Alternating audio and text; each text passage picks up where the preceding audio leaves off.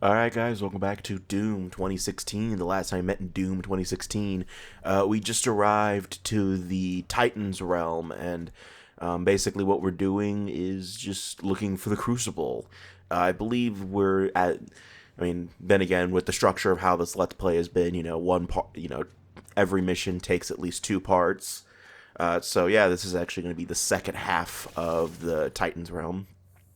And as I mentioned before, this is sort of we're getting in the final legs of the campaign, meaning that they're going to be throwing a lot more at us in terms of enemies and all the arenas, and secrets are going to be slowly dwindling down to be pretty easy to find, or well, not easy to find, but there's not going to be as many of them, and there's no more rune challenges and stuff like that. Um, and the challenges for the optional 3 challenges are going to be a little harder to pull off. Like I think the next mission, not this one, the next mission has 2 challenges that are pretty difficult. One of them is kill a mancubus with the pistol, which is pretty easy to do. You can just weaken it to like 1 health point and then use the pistol for like the final shot. And then the other, but like, just reading the prompt, you think, oh shit, that's really hard because the pistol's like the worst weapon to use against a mancubus of all things. But, and then like the other one is kill 2 cacodemons with 1 shot, which there's 2 ways you can do that. You could use the BFG and stuff like that. I don't know why I'm talking about next mission when I should be talking about the current mission, but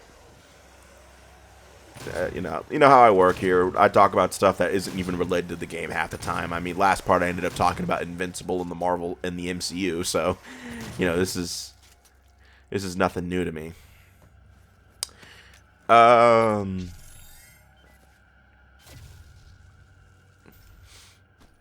Yeah, so be careful in this area because of the acid that's everywhere.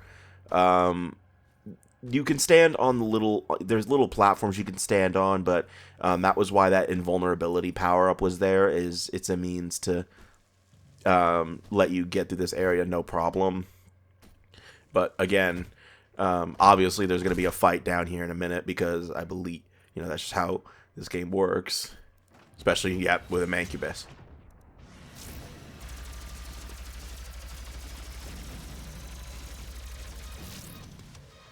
Oh, 2 mancubuses.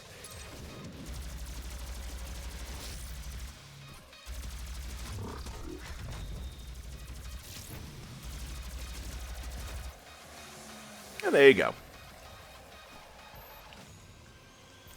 So actually, as I've said before a million times, I'm not like 100% invested in Doom, but I guess because of the fact that I'm doing a Doom Let's Play, my YouTube recommendations have really fucked me, and have been, well, I don't want to say fucked me, but I've been getting a lot of Doom videos and stuff like that on my recommended feed, which makes sense, because, I'm doing Doom videos, I might as well be, getting recommended Doom videos, and, I'm not saying, getting Doom videos is the end of the world, but I actually found out some pretty interesting trivia about, this game's soundtrack.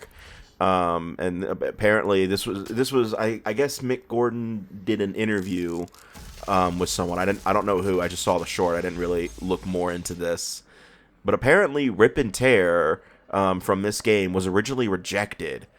And they put it in at the end of the game because they were out of time, and they're like, well, we need a song. And they were just like, why don't we just, and then Mick Gordon was like, why don't you guys put that song you guys rejected in? And they're like, all right. And Rip and Tear was put in the game. And I kind of find that funny that one of the most iconic songs in this game was rejected originally. I just kind of find that interesting a little bit. Not to say the rest of the soundtrack is lesser or anything like that. In fact, I don't think I've gotten into my full opinions of the soundtrack. And, yeah, you don't need that. You don't need that. That's just there. Yeah, I don't know why I'm going back. I'm trying to find the lever for the Doom level, but it's in that room that I'm about to go in, but I'm not realizing that. And also, I just want to make this easier and kill the Mancubus from a distance. Because I'm a little baby back bitch. But in terms of the soundtrack, I actually really love this game's soundtrack. I think I love most of the themes, especially, when the music kicks in and stuff like that. Though, in all honesty, not all of the music is music I would listen to. If you don't know me, I listen to a lot of OSTs on my free time. It really helps me. It's one of those things. I listen to a lot of video game OSTs in general, especially when I'm working on Xenilian and stuff like that, because it really helps me focus, and also I just like, I like the music. But Doom is not one of those soundtracks that I listen to all the time. There are certain songs though that are in my playlist no matter what. Rip and Tear is one of them. BFG Division is another one that's in there pretty often.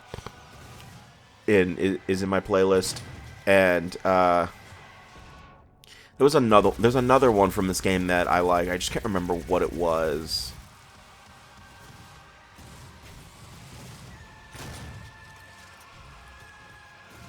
I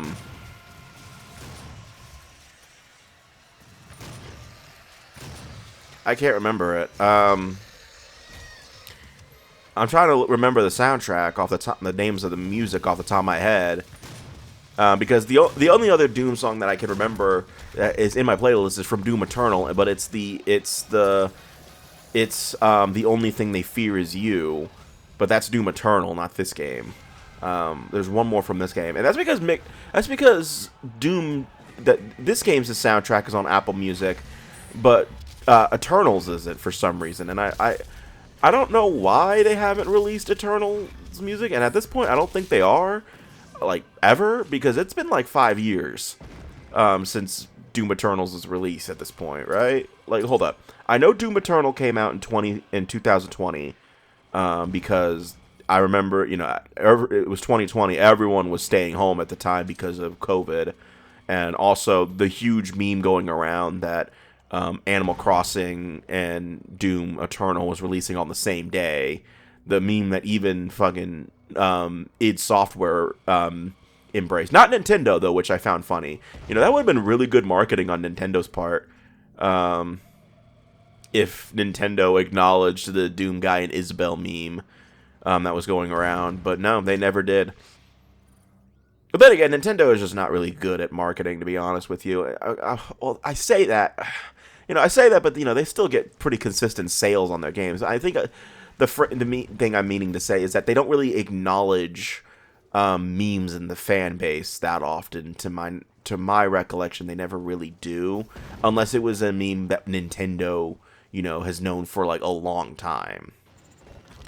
Sonic, in terms of, like, the Sonic social teams, those guys acknowledge the memes in Sonic all the fucking time. Like, there are references to Sonic there are references to Sonic, like the Sonic Twitter make deep cut references all the time. They make references to fucking Sonic Chronicles, of all things. Oh, yep, Secret Doom level. But Nintendo, they never really acknowledge any sort of, like, major memes around, in their games. Or around their fan bases, to my recollection. And then again, I'm not on Twitter or X or whatever you cretins want to call it at this point. But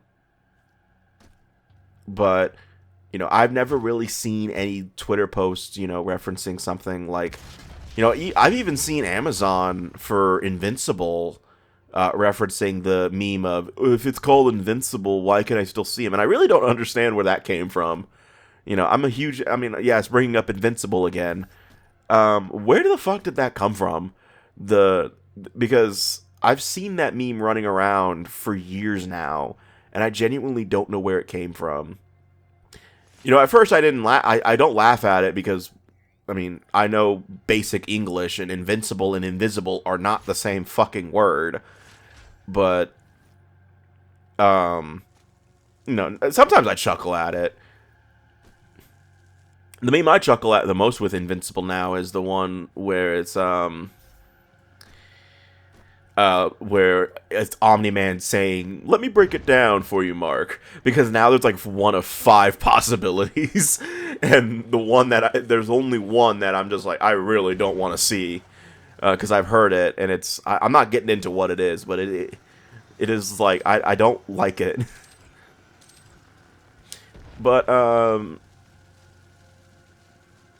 Nintendo's marketing doesn't really do anything to acknowledge their fan base. Like Doom, they'll acknowledge their fan base no matter what. Sonic acknowledges it. I think GTA reference. I think I don't play Grand Theft Auto, so I don't know all the memes and stuff like that. But I'm pretty sure in some GTA 6 stuff that I saw, they referenced a meme that was going around. Or I don't think it was a GTA meme specifically, but there were references to meme culture in the GTA 6 trailer, because I did watch it. Because I was curious, what was it? 10-year build-up for the game, and, I wanted to see, what the game was going to look like. What was this, new innovative game going to look like? And I know I'm coming off as sarcastic and all that, which I kind of am a little bit. I've never understood the, huge appeal of GTA, but that's just me personally. I can, I've never really gotten into it. I know I played a lot of, I believe when my brother and I had a PS2, when I was younger, we played a lot of Vice City, but we never did anything in that game, if I remember correctly. Like, the most we did was just drive around and just wreck shit. That's probably, why people like GTA. It's kind of similar to me with liking Warriors games, is because, it's great stress relief. It feels great to just, kill thousands of things and not deal with the legality of it. It feels great. But, again, that's just a me thing. Like, I think the only thing about GTA that really amuses me is some of the Franklin roast Lamar memes. Those are probably the only entertaining thing from GTA to me, because of some of the things people come up with for those. One of my favorites is of Joker roasting Riddler, and then Batman comes in and says "Night Night Enigma." That was probably my favorite version of that meme. But again, that's just me. I do remember, I know Nintendo, though, does have a lot of snafus when it comes to their marketing. I remember one was Wigger Wednesday. Yeah, that was the thing. I remember that, where they meant to say Wiggler Wednesday, but they ended up forgetting the L, and that was funny. I believe they also had one with Mario 3D World, where they said there's no better feeling than being inside of a cat, and I'm just like, yeah, that's bad phrasing.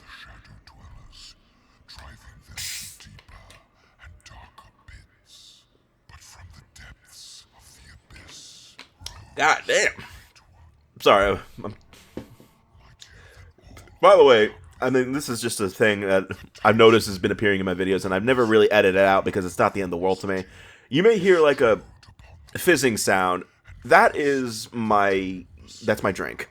And, it's like, no shit, dude. He's like, no shit, you idiot. But the reason it always makes that sound when I open it is because I drink SodaStream's stuff now. And I'm not trying to, come off as like one of those entitled people who's like, oh, I love SodaStream. It's much more fancy than just drinking out of a can. Because I still drink soda out of a can or a bottle. But I'm trying to be a little bit better about, spending money on soda. And I feel like SodaStream, in the long run, does a bit of a better job in terms of saving me money for it. Because right now I have probably a year's worth of, a few years worth of syrup for the SodaStream. And, they have Pepsi, root beer, orange soda, and Mountain Dew. Those are the sodas I like. I kind of do, and, I mean, I do wish they had a Sprite, but I mean, there's Starry, and Starry is basically Pepsi's a Sprite, so I'm fine with it.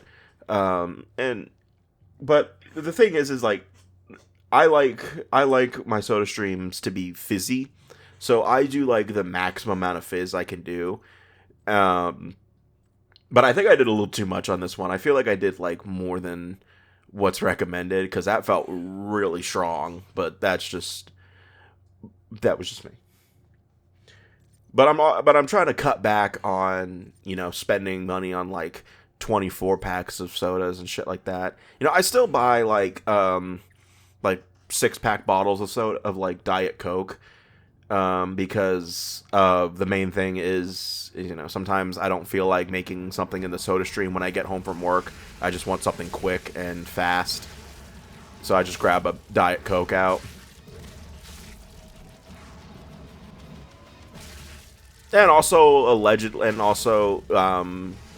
allegedly, I'm going to say allegedly. I'm not going to claim that it is because allegedly, SodaStream sodas are supposed to be better for you in terms of like and stuff like that. But at the same time, I don't I don't take health tips from the internet. That is like the one thing you need to learn is just don't take health tips from the internet at this point because people conflict with each other all the fucking time. Like I like there are people who say you should eat nothing but eggs, and then like 2 videos later there'll be someone who says don't eat eggs, and god damn it, woman. I was like, that damn cat. Every video, dude. Jasmine is in every video at this point in my life. She makes a cameo in every video, whether it's her doing that obnoxious meowing thing, or she jumps up on the futon when I'm recording a video for a review. Because that actually happened in my Sonic Cross Shadow review. If you look behind me in any of the parts of the video with my dumb face plastered in it, of me stuttering and mumbling like an absolute dipshit. If you look behind me on my futon, you could just see one of my cats just standing on my futon and just looking around. My youngest cat, she also appears in some videos too. Sometimes she's just like off, she's like just out of camera, but then she'll move a little bit and you'll see her. But Jasmine, I feel my older cat Jasmine, I feel like she makes an appearance in every video, whether I like it or not, because she'll just do that screaming thing. Oh god, she knows I'm talking about her, and she's standing right behind me. She's just standing at the foot of my bed, staring at me. She's like, "You talking shit?" But yes, that is the end of the Titans realm. And oh wow, look at that! I got everything in this map. I got all the challenges, got all the secrets, and got all the combat medals. Not bad, not bad at all. I just stopped sucking. If I just stop sucking at the game, we'll be all good. Anyway, the next time we meet in Doom 2016, we're actually going to be continuing through Hell because we still need to find the Crucible. And as far as I'm aware, we didn't get that in this part. So see you guys next time for more Doom. Damn it, I burped. Excuse me. So see you guys next time for more Doom 2016, and take care.